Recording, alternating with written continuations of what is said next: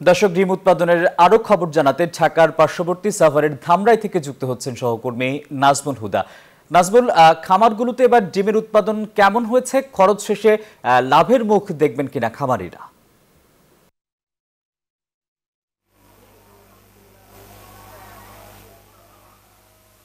আসিফ টিপু, আপনাকে ধন্যবাদ। আপনি যেমনটি বলছেন, আমি রয়েছি ধামরাই কুল্লা ইউনিয়নে এবং আমরা দেখেছি যে মুরগির ডিম কিন্তু আসলে দাম সরকারের বেঁধে দেওয়া যে দামের চাইতেও কিন্তু এখনও বেশি দামে ডিম বিক্রি করা হচ্ছে এবং যেহেতু সবজি মাছ মাংস সবই দাম বেড়েছে এবং যার কারণে ডিমের উপরে প্রভাব পড়েছে এখনও।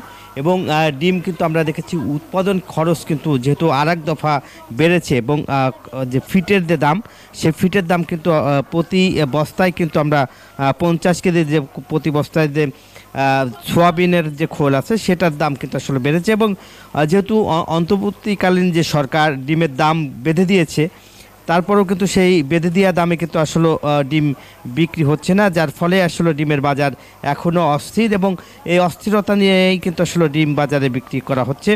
এবং আমরা দেখেছি যে ডিমের বাজারে কিন্তু এখন যে খুচরা বাজারে কিন্তু 55 টাকা হালি বিক্রি করা হচ্ছে, কোনো কোনো জায়গায় 52 টাকা হালিও বিক্রি করা হচ্ছে এবং আমরা দেখেছি পাইকারি যেখান থেকে ডিম বিক্রি করা হয় সেখানে 48 টাকা কিন্তু সেখানেই বিক্রি করা হচ্ছে প্রতি হালি। এবং যার কারণে আসলে ডিমের বাজার যে নিয়ন্ত্রণে রাখার কথা বা ডিম যে নিয়ন্ত্রণে থাকবে সেটা কিন্তু আসলে দেখা যাচ্ছে না। এবং পোলট্রি যে খামারে আসলে তারাও বলছে যে যেহেতু খাদ্যর দাম যদি না কমায় তাহলে এই যে উৎপাদন তারা কিন্তু আসলে বন্ধ করে দিচ্ছে এবং ডিমের বাচ্চা অর্থাৎ পোলট্রি ফার্মের যে ডিমের বাচ্চা সেটারও কিন্তু আসলে দাম বেড়েছে, যার ফলে আসলে তারা নতুন করে।